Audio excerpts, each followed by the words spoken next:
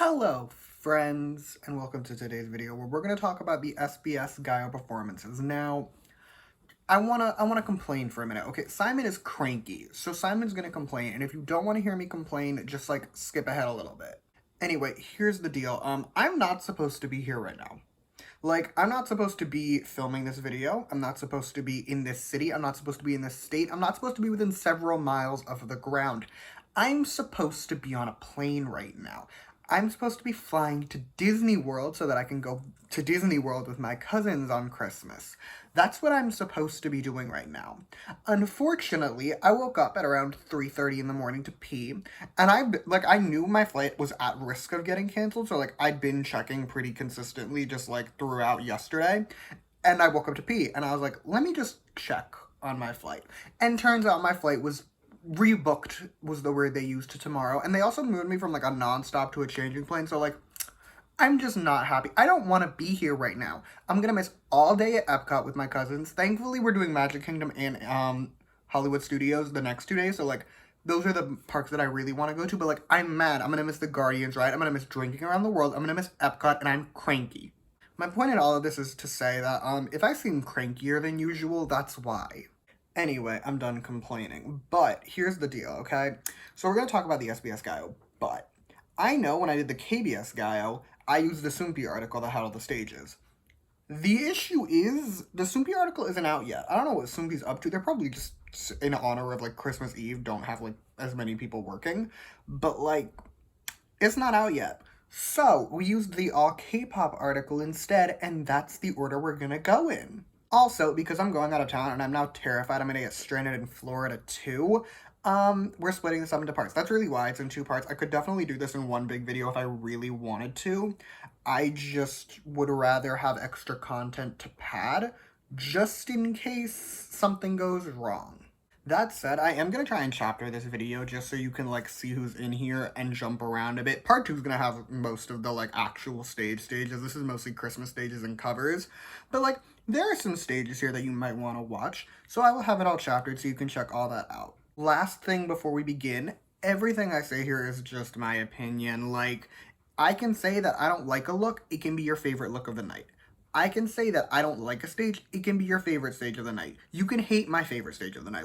We can have totally different opinions, and that's totally fine. Okay, cool. We're gonna start off with Younha stages because I'm 69% sure she was the opening stage of the night, and also more importantly for this video, she's the first stage on the all K-pop article, so she gets to be first.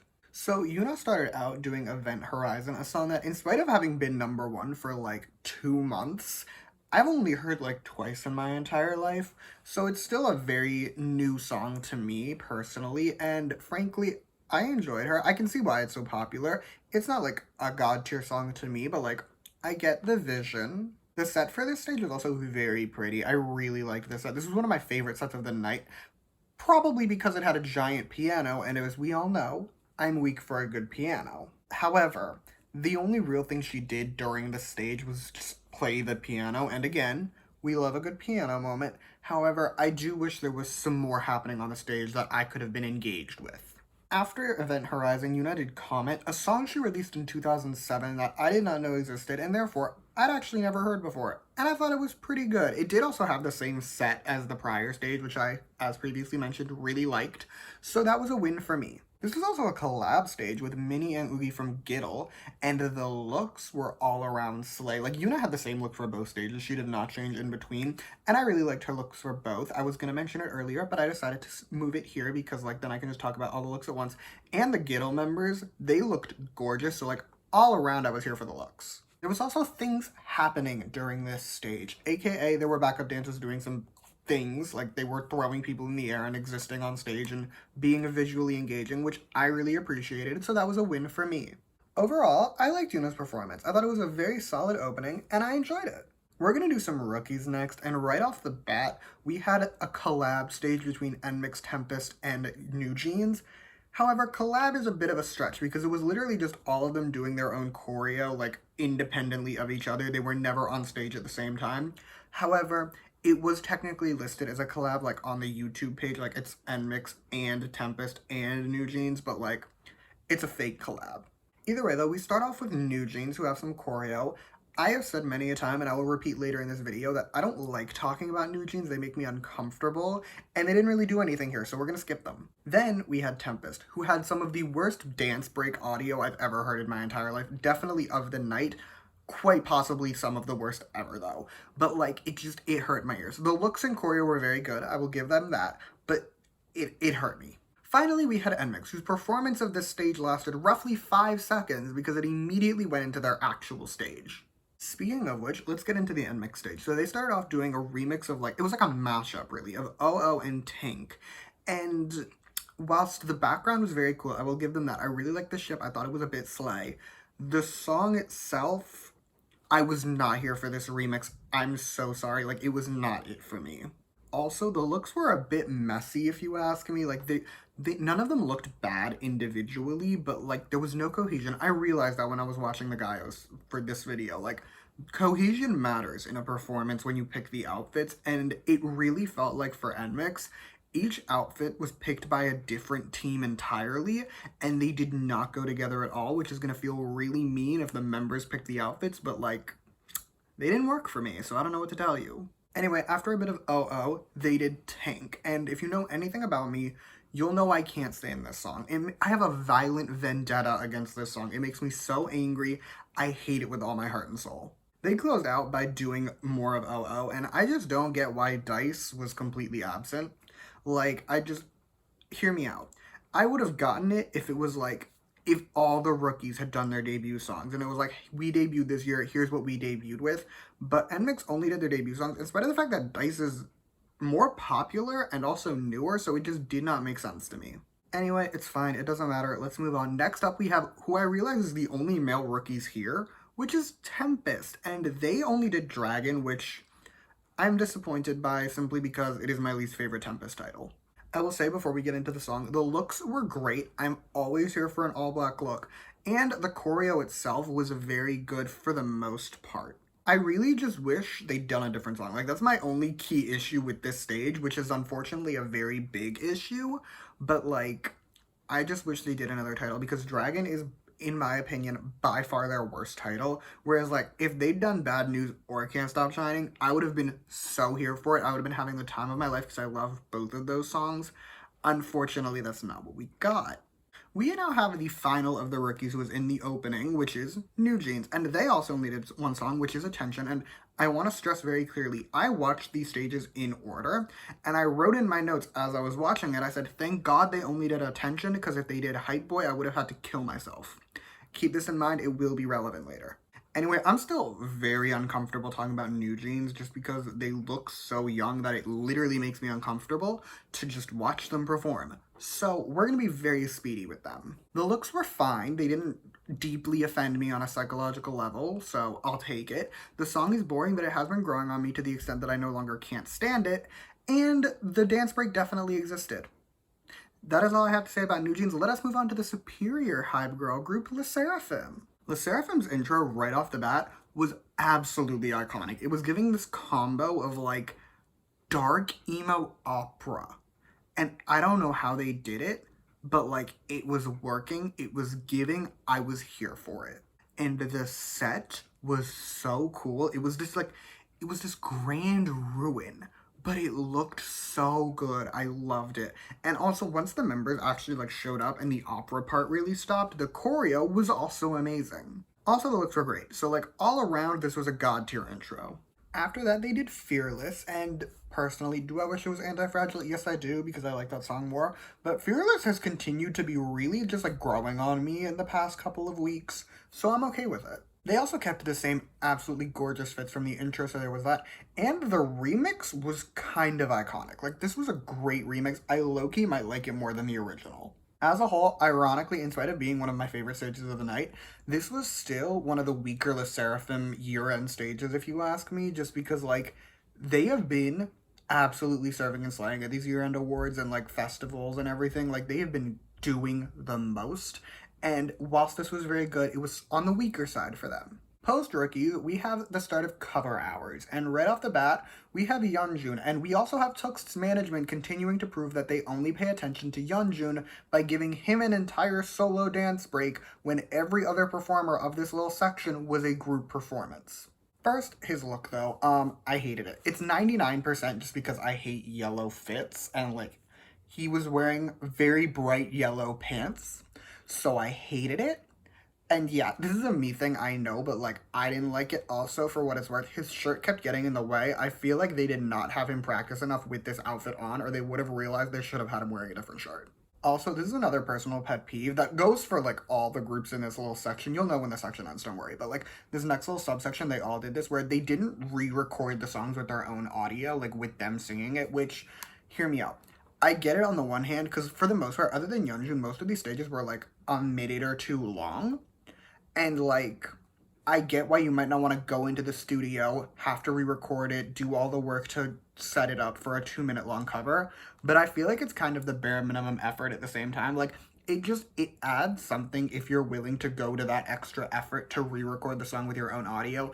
I personally think it should be a mandated requirement for covers like this, but I'm clearly not in charge because including Yeonjun. Like, this is not an exclusive Yeonjun issue. He's just the first one up, but, like, they all did this and it drove me nuts.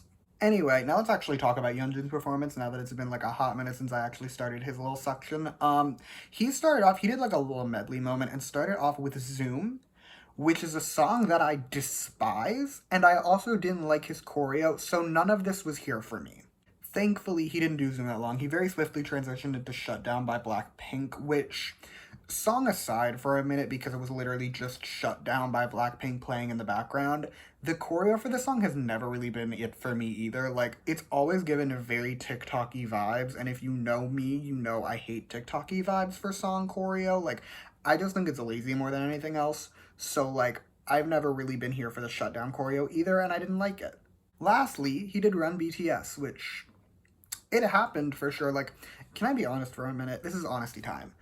I've never gotten the hype for this song. Like, logically, I do get it, but, like, as a listener, I've never understood it. And I don't think I ever will, and I think that's just another me issue. And with that, we finished the unnecessary Yeonjun solo stage.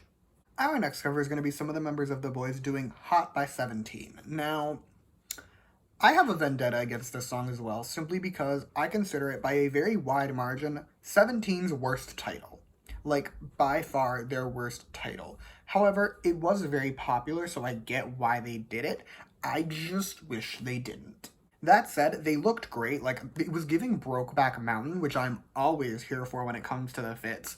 But I also have nothing else to say because the stage was literally a minute long. On to the next cover, which was ATEEZ doing Rush Hour by Crush.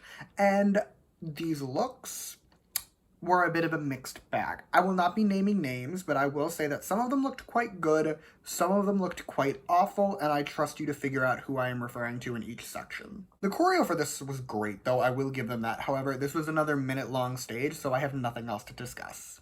After that, CRAVITY showed up. They started off doing Groove Back by JYP, and I was actually kind of into it, which is a rare occurrence for me when it comes to JYP, because that man as a human makes me want to commit violent acts, but I was actually into it. The choreo was fun, it was great. However, God is now clearly a vindictive jerk because he must have heard what I said about Hype Boy, because after that, they did Hype Boy.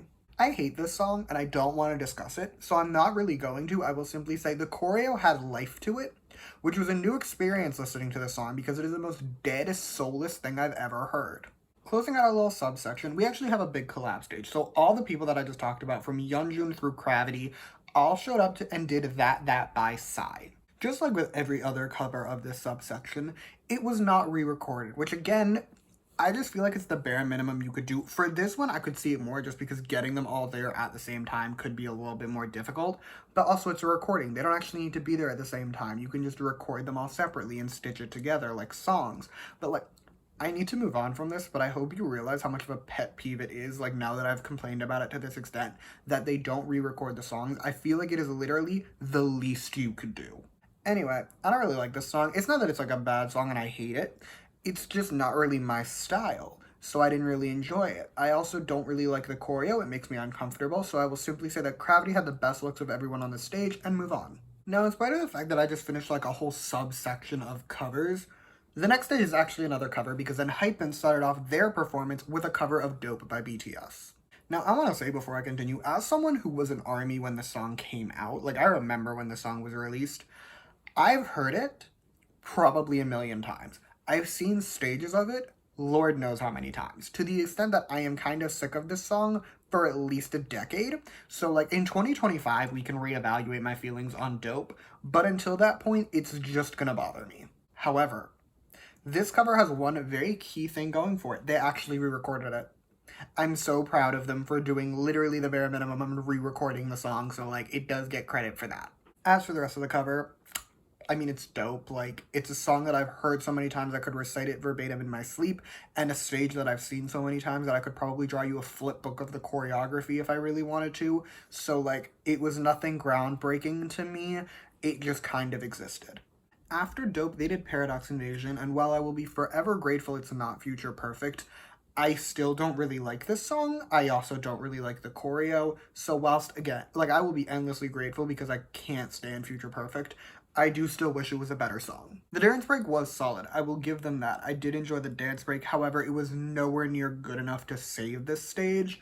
So, like, all around, I wasn't a huge fan of it. Also, I forgot to mention earlier because I just skipped it in my notes. The looks, awful. No cohesion whatsoever. They all individually looked fine. I will give them that. However, looks for a stage matter as a unit, and they didn't work with each other. I got the vision before you commented. I know. I didn't like it. Following our little break for ENHYPEN, we now have Christmas hours. So it's going to be Christmas time, and we start off with a cover of Happy Together by Doyoung from NCT and Ning Ning from aespa. Right off the bat, I want to say this set, super pretty. I really liked it with the moon and the tree. The snowflakes in the background also really added to the experience, so there was that too. Like, all around, aesthetically, phenomenal. Also, the looks were great. I'm always here for a sweater look, so I really like Doyoung's fit. And Ning Ning's dress was beautiful, so just all around, the visuals were giving. The song itself, though, was really just a song, if you ask me. Like, I didn't really feel strongly about it either way. It just kind of existed. After that, Stray Kids came, and they did 24 to 25, which is a song that, like, I forgot existed, even though I actually did enjoy it when I heard it. Like, I just never listened to it again, and I don't know why, but I think I have to change that for the future. Also, the set was slaying. I love Christmas aesthetics way too much to be objective about these things, so personally, for me, I was really into it. Also, again, love a sweater look, so I was inherently winning with at least half of the looks on this stage. My favorite, if you were wondering, was Minho because he looked very, very soft, and I really liked it. Plus, the song is just so cute, and it's giving such nice Christmas vibes that I loved that too. I was having the time of my life during this stage. If you get one thing from this, I loved the Stray Kids Christmas stage. Next up is the Dream stage, or as I called it, Dream Part 1, because the rest of the Dream stages are going to be in Part 2. Anyway, the sweaters are once more iconic. I really like them. Again, always here for a sweater look. They looked really soft. Also, they started off with Graduation, which is one of my favorite Dream songs as of late, so that was a win for me. I will say, I do have some questions. Question number one, I don't know why, this isn't really a question, just a statement, but like, I don't know why Mark wasn't sitting with the others, and also, I don't know why his mic seemed to be noticeably louder than anyone else's, but I also don't care because this stage was an absolute moment. First of all, the lights all around the crowd were just gorgeous. They looked so good. And also, the fits were great. And also, I love the song. So, like, yes, I will admit, they didn't do anything. Nothing was happening. But I adore this song so much that I do not care. And then they did Joy. And I lost it. Like, I started crying to this stage because I had a moment, but like, Joy is just such an underrated bop. And I feel like it never gets the love and attention it deserves. So to see it here made me very happy. And it still had the iconic lights going for it. Plus, this time the background, very cute, really big fan. So like just all around, I lost it during the stage. I can't really explain why. There was nothing like that level of special about it, but like I was losing it. I think it's just that I'm a diehard Dream stan, but like either way, I had a moment. Moving on, next up we have IVE, and they started off by turning After like into a Christmas song. It is technically a ballad version, but like it's a Christmas song. My one issue with it was they made the background music a little too loud. Maybe it was just my laptop, I don't know, but I really could not hear the members singing, which I didn't really like.